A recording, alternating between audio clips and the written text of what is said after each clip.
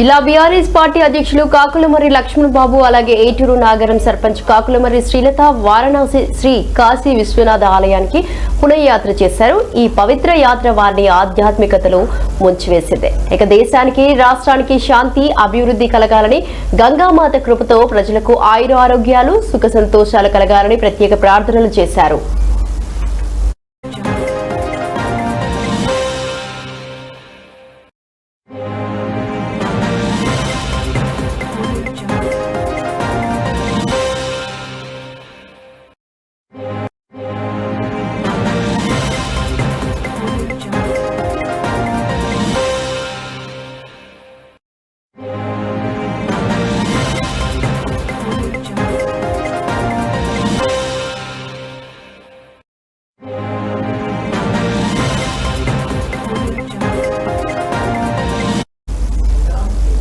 సమాజ సేవలో మరింత నిబద్ధతతో ముందుకు సాగాలని సంకల్పించుకుంటూ ఈ యాత్ర వారి లోపల ఆత్మబలాన్ని పెంచి ప్రజల పట్ల మరింత బాధ్యతను గుర్తు చేసింది.